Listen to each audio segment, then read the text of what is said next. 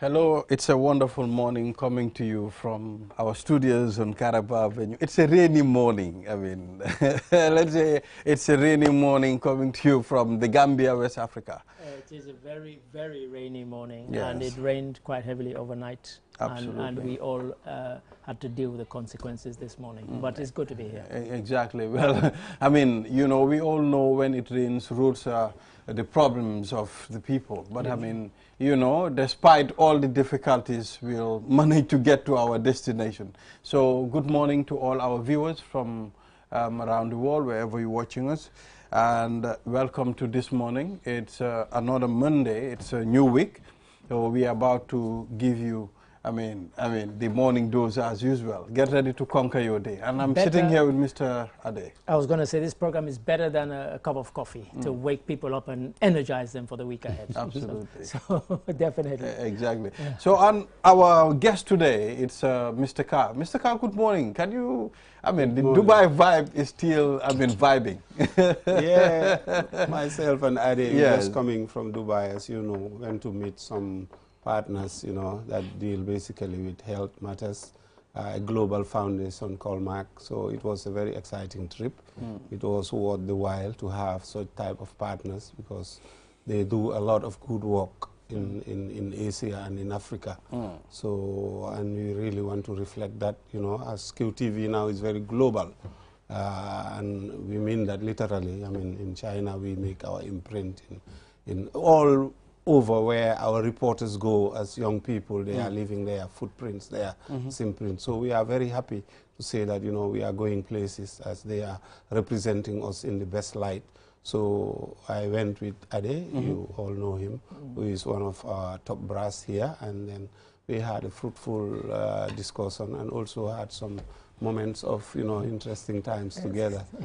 Enjoyed the food in Dubai. It's very hot and warm there, but it's lovely. Yeah. Well, I've seen one of your posts where you said, I mean, although it's very hot, but still we are managing to, I mean, enjoy the atmosphere. Absolutely. You know, me and Ade, we are talkatives. Well, this is it. So I leave to Ade, Yeah, engage and everybody. Malik is more talkative than I. Oh, really? And so You people got to realize We the make other one friends. talked than the other when you were in Dubai. Yeah, everywhere we went, was a Malik teacher. would say to people, "Where are you from?"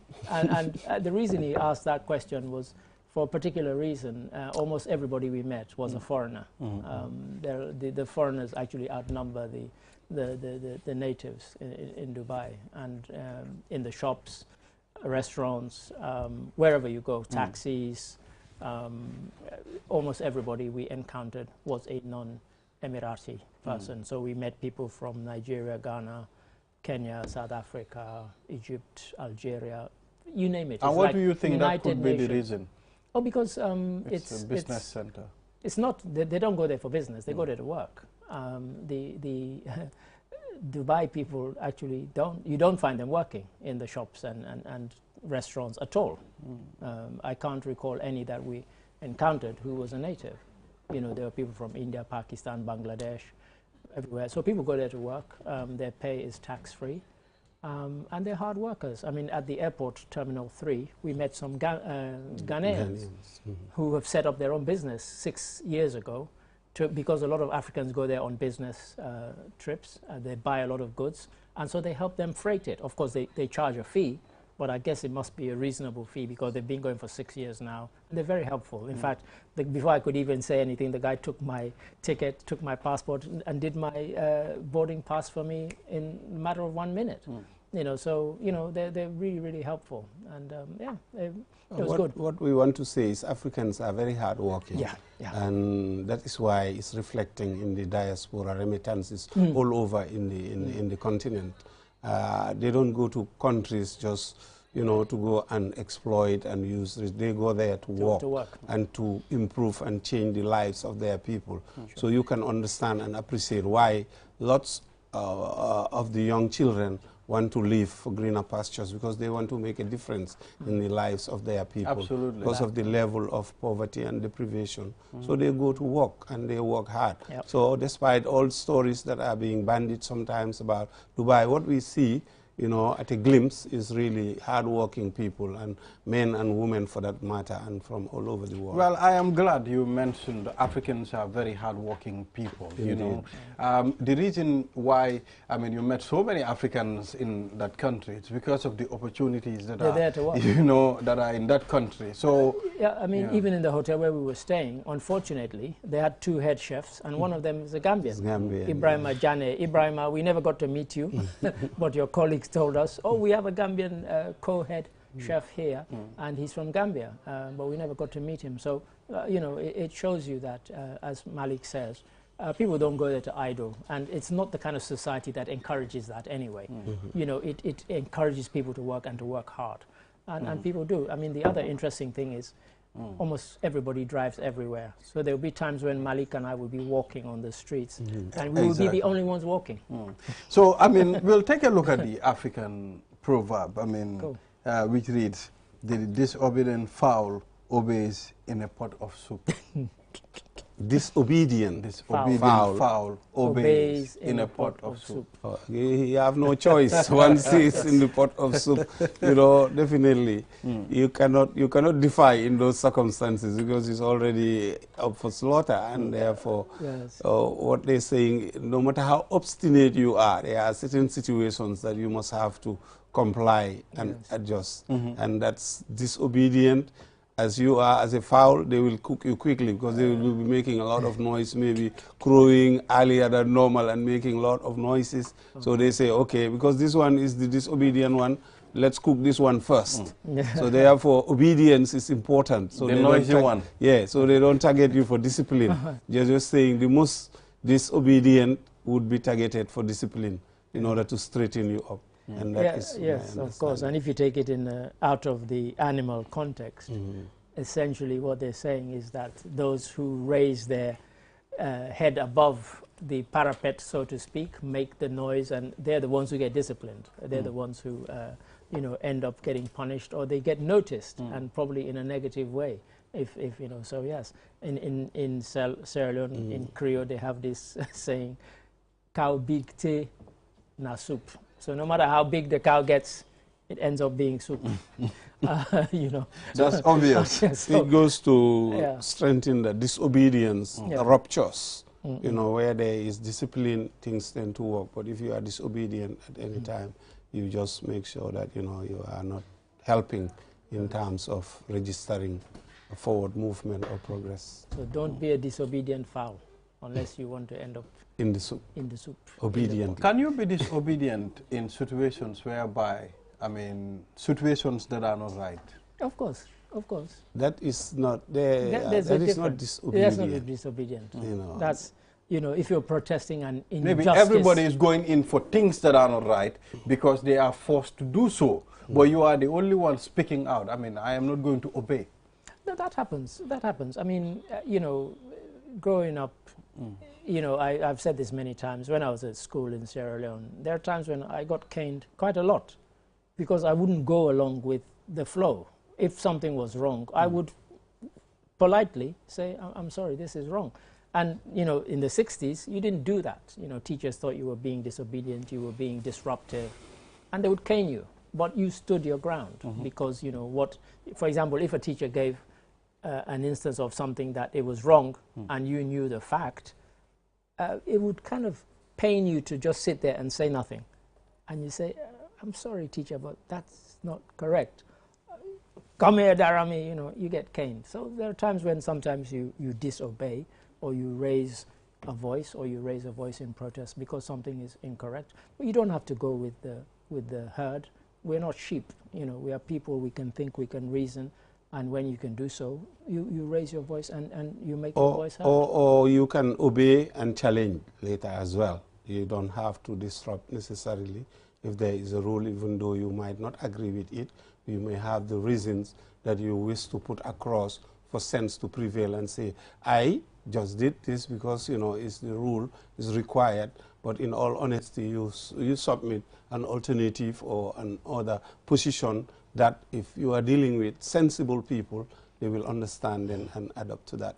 But disobedience in certain situations create a lot of catastrophe, especially in a scenario where there is war. That is why in the armies they say obey and complain. You cannot go in the war front and your commander give you some, thing to do and you start. If you disobey in those circumstances, it may be catastrophic.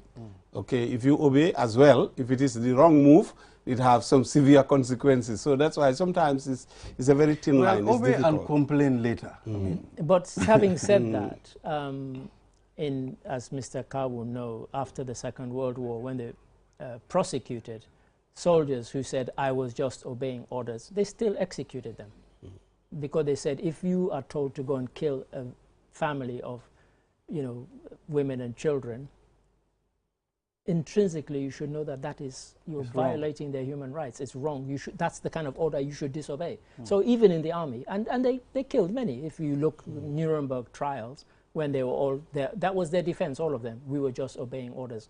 It did not hold any sway with the court. The court still ruled. Well, that for me, I have a big and question they were executed. on that. I mean, saying obey and complain later. I mean, if they tell you to go and do things that are not right, and they are not right. We saw it in the TRRC. How many soldiers came and said we were just obeying orders? We could not dare, countermand the orders of our superiors. Otherwise, we would have been in trouble, or we would have been the ones killed. So, but as I said, in the courts, and that was established, the kind of Nuremberg doctrine that obeying orders is not a good enough defense, even for a soldier. Exactly. So we have a story here, the big challenge of collection and disposal of waste at the Kerewan Area Council. They appeal for support. So we'll take a short break. After the break, then we will look at the story. Then we will delve into that. We'll be right back. And the way we use it has evolved drastically over the years. With the advent of 5G internet, we are entering a new era of technological innovation that promises to transform the way we live, work, and play.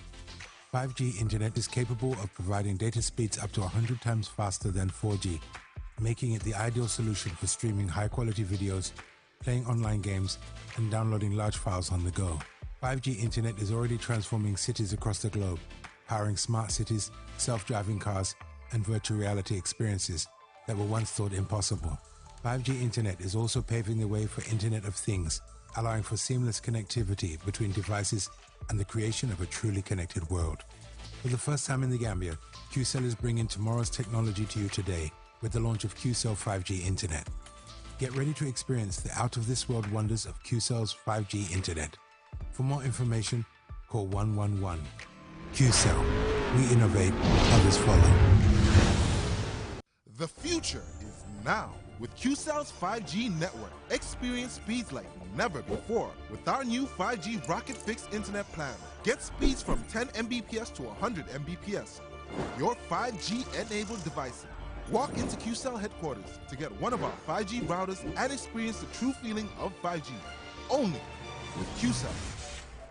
QCell brings you the future. Tech, innovation, incredible speed. The future is now. For more information, call our customer care on 111. QCell, Sunyabus. We innovate, others follow. Terms and conditions apply. QCell brings you the future with our ultimate bundles. Enjoy the best voice and data bundle plans in one package. Get unlimited data packages with flexible validity and enjoy what true internet feels like. Get 30 minutes of on-net and off-net calls with 5 gigabytes of data for just $350. Or get bigger bundle packages from 10 gigabytes to 20 gigabytes with over 100 on-net and off-net voice calls and enjoy the fastest internet speed in the Gambia. You can also buy 1-day, 3-day or even 7-day packages and enjoy unlimited data bundles with uncapped speeds. Just dial *343# today and experience the limitless capabilities of the QCell network. *343# should be your favorite code to dial now. For more information, call our customer care on 111. QCell. We innovate, others follow. As the dust settles after the local government elections, communities are expecting improved services from their respective councillors. However, Kerewan Area Council officials are battling with one of their biggest challenges, which is collection and disposal of waste. Community members and the business community have taken the council to task for failing to clear the various types of waste left unattended before and after Tobaski sales, as well as the clogged drain after each heavy rainfall. Malik Samba, the councillor for Farafenni Ward, apologized on behalf of the council and explained their challenges. We have transportation problem, but we also have human resource problem.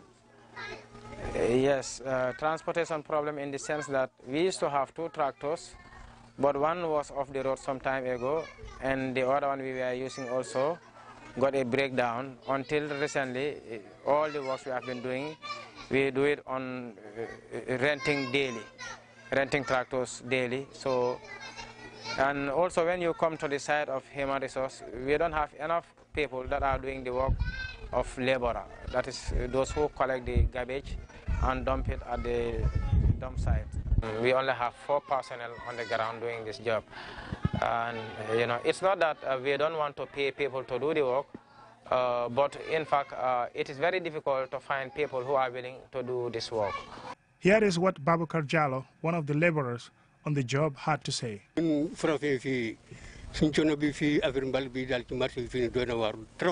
We are struggling to manage the garbage at the market. It is too much and has been piling since Tobaski time. We are tired because the community dumps their garbage here, and it's only 3 of us. The job is too much. We need people to help me. At the moment, we don't even have cars to collect the garbage. Malik Mbai, a voluntary truck owner and patriot, offered his truck to assist at no cost.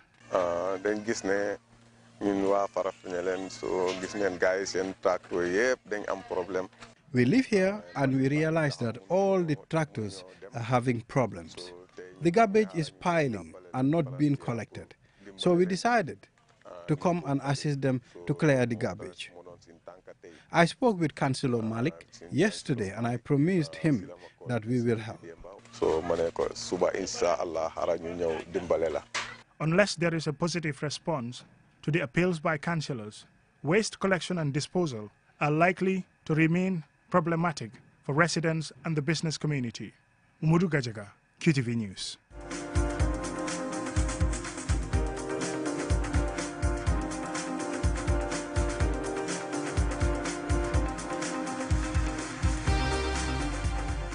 We are back, and this is QTV This Morning if you're just tuning in. And, well, did I say QTV News? You did. I just said QTV News. The story was on QTV News. Exactly, QTV This Morning, but that story was provided by the QTV News Department. Yes. Sure. So, I mean, the councillor, said a lot of things, a lot of excuse, you know, the reason why. Yes, exactly. But, do you think those are reasons, Mr. Carr? Well, you think they're valid reasons, you mean? It's disheartening to see this kind of situations. I think intervention can be done by both sides, both the ordinary people that live around that field should be able to mobilize, the youth of the area should be able to mobilize. If what the councillor said is the case, that they are lacking resources in terms of human and also vehicles, they can mobilize, bring out the youth of the area to clean, because the hygiene impacts their lives directly. So also the council have a responsibility to which they are collecting taxes, and government is giving them some subvention to make sure that, you know, that doesn't accumulate.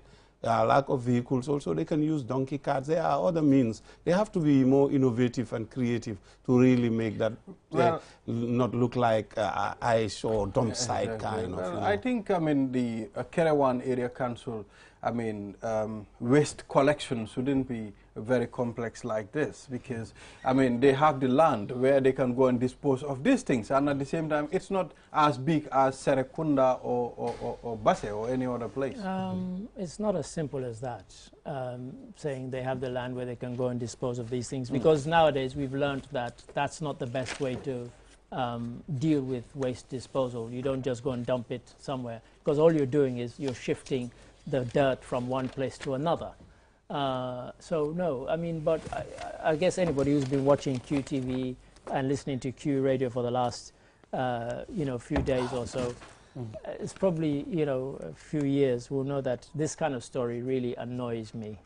Because when I see it, I think, where is the community spirit? You know, why are people in the community waiting to sit in the filth rather than saying, you know what, I don't want to sit in this filth. Let me round up my neighbors. Let's clear it. Yeah, you know, but why are they waiting for the council or for government or anybody else? Why are you willing to sit in the filth? And, you know, I get really annoyed, and I'm thinking, you know, as Malik implied there, you know, the community has a role to play as well. And that role should be, this is bad for my health. And that is not to excuse the council. Let's make that clear. It's just to say that, you know, we all have a role to play to keep the hygiene and cleanliness of our environment. And if everybody does a little, you know, you do a little bit, others, then, you know, it can make a big difference. Well, I mean, waste is it's a general problem. It's a challenge. It's really affecting, you know, a lot of people at different walks of life. I mean, if you look at the backwater dump site, I mean, I think now it is well organized. Improved. I mean, it has improved.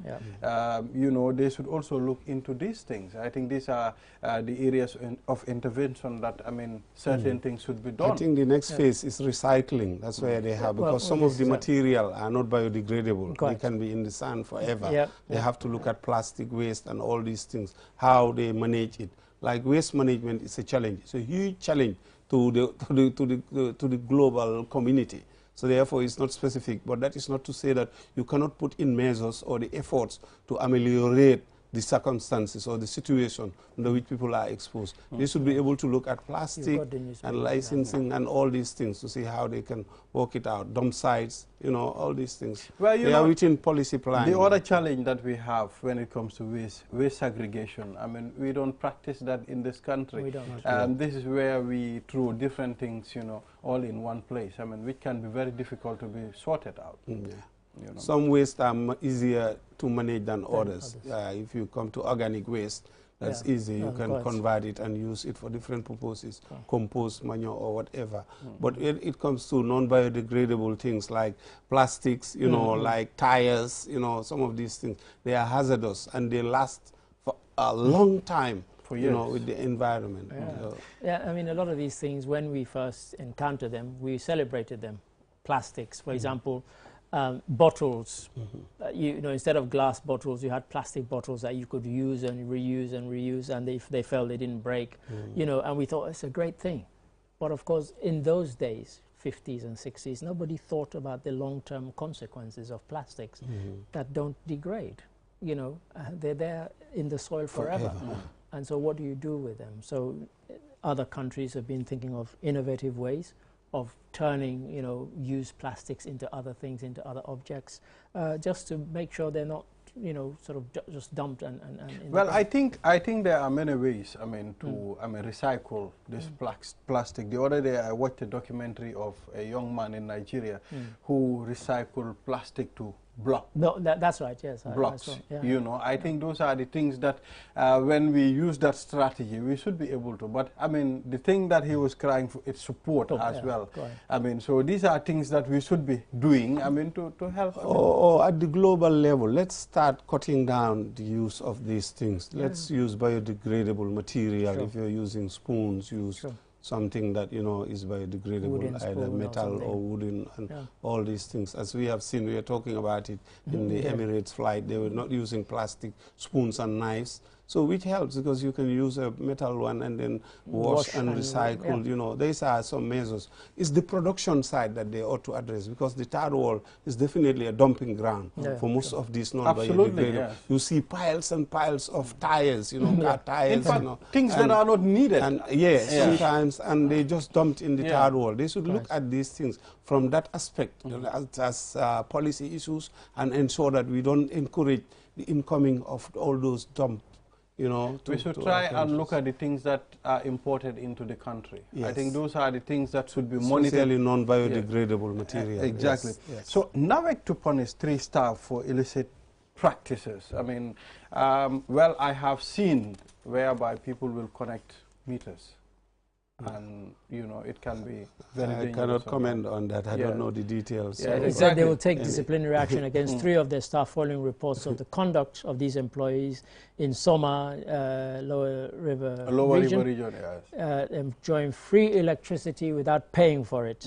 The people issued with unregistered cash power meters, and they were using electricity without paying. Now they have a host of issues.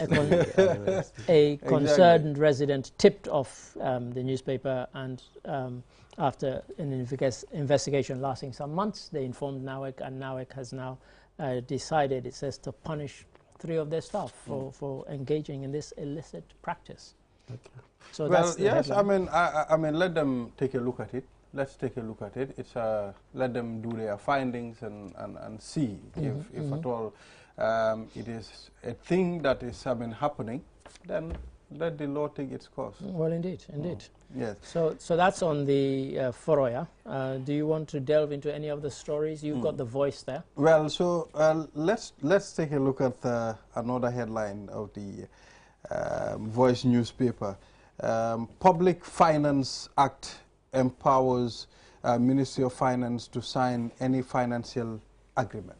Okay. Yes. And what's that's the minister. There is a big debate on that, so I don't know whether it's the National Assembly that is responsible as overarching, but the minister clearly is indicating that he have the powers within that act, so I don't know.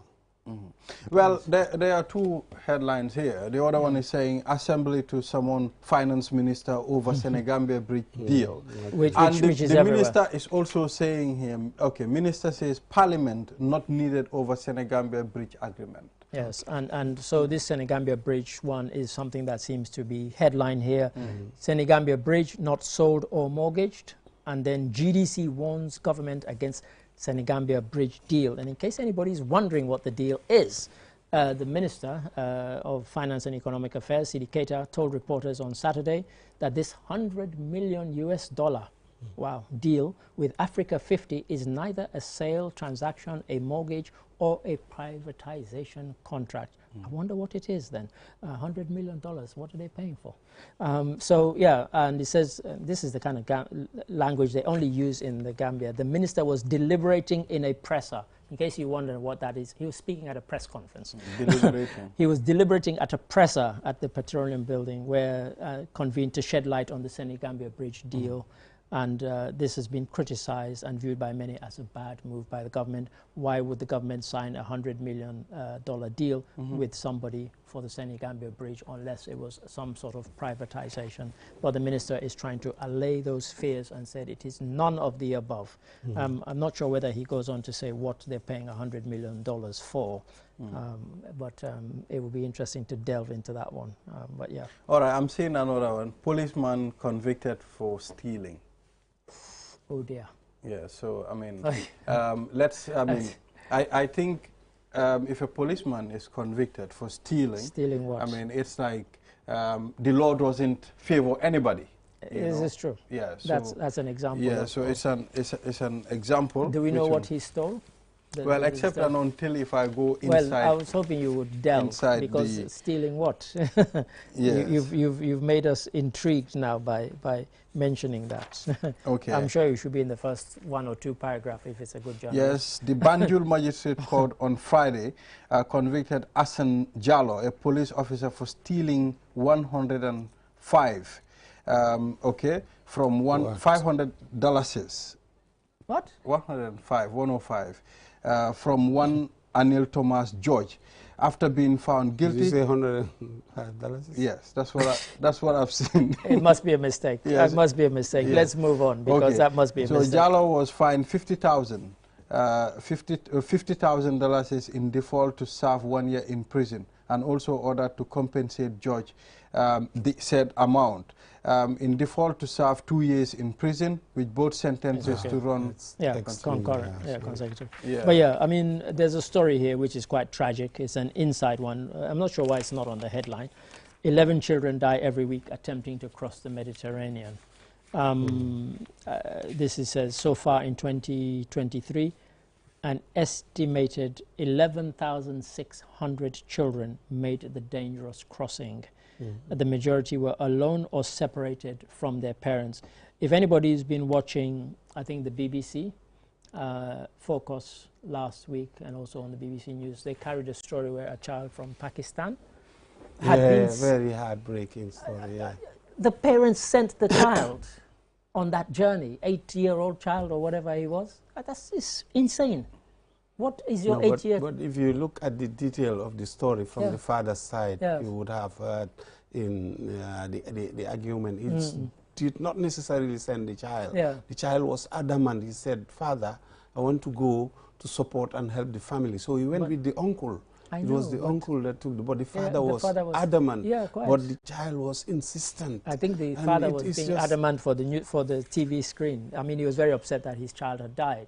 But I would not say, even if my child at that age is. So what happened? They both capsized. They drowned, and they drowned. It's a very tragic story. Very sad. Very sad. Story, and there are many stories similar to that. It's an indictment on society, all of us. Quite. This is just applicable across the board. It's not just from Africa. You have them from Asia, from all over the world. And despite all these tragic happenings, they still queuing to go. And that is what is sad about it, that they have to go to look for greener pastures in the West. And it will have to cost them their lives, sometimes children, mothers, you know, and sometimes the way they are treated as well by these coast guards. They are also part of the problem, the European coast guards. And Greece is still being investigated for about 600 people that died, that their intervention was not sufficient. And they are part of the people that contributed towards what happened. The tragedy is unfolding, and they were looking into the details. And it's sad. Well, despite all the difficulties that people face, I mean, they will still embark on the journey. Well, it says here, in the first 3 months of this year, 3,300 unaccompanied children made that journey. Children? In the first, in the first 3 months. 3,300, not from the Gambia, from various countries, probably some from the Gambia. Some of these are war zones as well, and the parents will just have to sacrifice and say, go. Look at Sudan, what is happening there. I mean, they are just killing needlessly, you know, for what? You know, and people are being displaced. So if you have the opportunity to have the chance to go, they would take the chance. The journey is perilous, it's dangerous, and it costs lives. And it's been happening. It's going into decades now. Decades, exactly. And, you know, the intervention, the Europeans are not also helping to some extent. They have to come up with a strategy, a plan, and also see how they work with African countries and other countries, for that matter, that use that crossing. I think Africa has to take its share of the blame. Absolutely. We have made our continent unlivable for most of our, for many, not most, for many of our citizens, to the extent where they would rather risk death than living in their country. What does that say about us as a continent? Exactly. I mean, that people would rather risk death. You're escaping for a war zone to cross. Look at some of the people that were stopped from the Gambia the other day. And the immigration guy who was saying, he said this boat would not even make it to Spain. It was not in a fit condition to make it to Spain, and yet they were willing to take that risk. What does that say about us? You know? That's why I said it's an indictment on all of us. On us. And that includes both Asia and Africa, because most of the people crossing are coming from those places. So it's something that all of us have. It's a human issue. It's humanity. We have to look at it from all angles and see how to, you know, address it. Exactly. Let's take a look at the officials from CAF who were here the other day, I mean, to inspect the ongoing work at the stadium in Bakau. Yes. I mean, according to them, I don't know much. Yes, they will come back. He's going to tell us. They've made their inspection, and you know, they will come back in August to do the final inspection. But I mean, one of them mentioned the access roads of the Independence Stadium. I mean, I think most of us, we were just focusing on the stadium on the stadium work, but forgetting that there should be very good access, I mean, to the stadium. So they will come and finalize that. I mean, the stadium will be fit to be playing some of the I'm glad they're pointing out those things, so that those issues will be taken on board and also be factored before the completion, so it's not just the stadium. So well, I think we can say thumbs up to the minister. I mean, he is really putting in efforts to, I mean, make the stadium look good and fit for purpose as well. The stadium look good, but as Malik says there, we're glad that they've pointed out these things, because these days, if you want a stadium to be of international standard, it's not just the structure of the building that constitutes the stadium. What are the access roads for people to get in and get out? Are they adequate? Are they decent? Because all of that matters. Football match doesn't just take place in a vacuum. You have crowds coming there. You have traffic coming there. What about the traffic? Does it flow smoothly? You and I know it doesn't on match days. It's hell. You know, you can't. So you know, so these are things that they need to look at, and perhaps they hadn't even addressed. And it's good that they brought it to their attention. Exactly. That this is something you need to attend to. Well, as well. let's talk about sustainability as well. I mean, there is a lot of money pumped into the stadium for the maintenance, and you know, sometimes angry crowds can break, I mean, some of these things that are being... That's called hooliganism. Yeah, so I think these are things that people should take responsibility. These are, I mean, monies that are spent on the stadium. Very scarce. But if you look at the Gambia... We don't have that. We don't really. In the Gambia, there's not been... the stadium is not in the shocking state it is in because of any hooliganism. No, it's because of neglect by the authorities. So if you're talking about sustainability, you know, constant repair and maintenance is what should keep it going. I mean, in England, when Wembley to the outside world looked fantastic, but when you went into Wembley, you saw some of the poles there, they were rusty. What did they do? They broke down the old Wembley Stadium and built a new one. And that, you know, the national, whilst it was being rebuilt, you know, matches where FA Cup finals were then played at Cardiff until Wembley was rebuilt. But they took that drastic decision, and it was a few yards away from where the old Wembley was, but it's in kind of the same area. Well, for now, as far as this is the stadium that we are currently, this is the one and only stadium for the Gambia. So I think it's better we all maintain it. We all have a role to play. If you are there too, you have to take responsibility that this is yours. You know, because when the minister was here, I asked him, I said to him, look, minister, what is preventing us from getting a new stadium? He said to me, Balde, that is very expensive. He said to me, I mean, I think the maintenance will do for now. You should know, you should have challenged him, because, and the reason you should have challenged him, you only have to look at our neighbors. Mauritania, Cabo Verde, Senegal, they all built new stadiums. They're not richer than us necessarily, but they used FIFA money wisely. So I wouldn't have let him go with that one. I'm sorry. You know, that's not an excuse. The money is not coming from government coffers. You know, you think the brand new stadium they built in Mauritania, the government coughed up the money, or the one in Cabo Verde? No, they did not. But what about if FIFA did not release that money to us? No, the only reason FIFA have refused to release money to any country, including the Gambia, is because we have not been able to give them cast iron guarantees of how every single dollar will be spent. Yeah. And if you can't do that, you don't get the money. It's as simple as that. We've not been able to do that. So I'm sorry, Mr. Minister, but I'm not having that one. All right. I mean, let's see what will happen. I hope we get a new stadium very soon.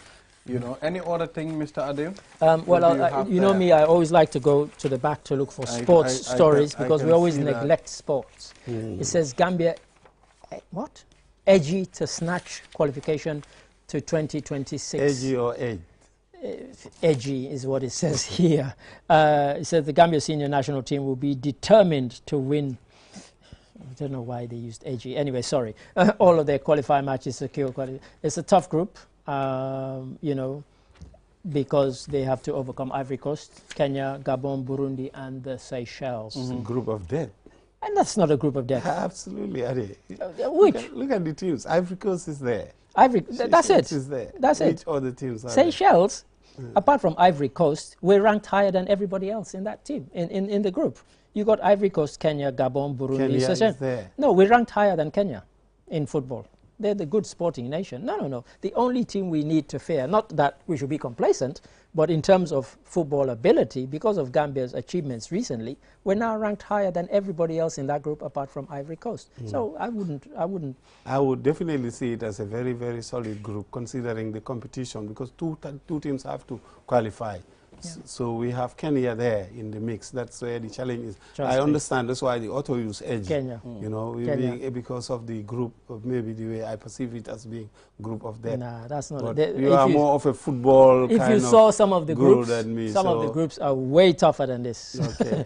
But every group is tough, I would assume. That the fact that they get this far is a challenge, and you cannot underestimate any team. You but can't. we wish the boys all the best. We hope they put in all, you know, that they have. They have a very strong management team also, giving them the support, the government as well. So the population as well have to give them the support. Cheer them up, and they always do that. Let's be fair, the population's always been behind the team. But I think for me, what helps the Gambia at the moment is that they have a current crop of very good players in the senior team and in the under-20 team and the under-17, and that bodes well for the future. You know, Gambian football right now is probably, if you take it as a whole, I don't mean as individual players, as a whole, probably the biggest crop of talented players that we've had. So we need to consolidate, nurture, and then continue. Help them, you know, support them, as you rightly say. You know, we don't want to hear, oh, they're going for a game and they're quibbling about bonuses and so on. Let them concentrate on the football. You know, take care of all those tickets things. And things like the logistics, let them give them the logistics and let them perform all they on have the to do pitch. is play. Yes, exactly. and then we'll give them the cheers, the support that is required. So we are very proud of them. That a small nation of our size having to come this far and being recognized that now in the world of football globally is something really, it's a big deal that we must be very happy I'm seeing, you're smiling at something. I'm seeing something that you will like. I mean, you know, he deals with herbs a lot. Of he course, drinks. he's a herbs man. They said lemongrass, a natural remedy for menstrual cramps. Okay. Why is that of interest to I like lemongrass actually, and I like you rightly said. I like to add herbs to my tea. I see you with your herbs coming in. Almost on a regular basis. And I would encourage people, you know, to really explore and look at the nature around us. There is so much that we can, you know, adapt and use, which sometimes we take it for granted because it's just around the corner. But these are some very important. Well, you know, there was a time we used to have a lot of mbor around our area.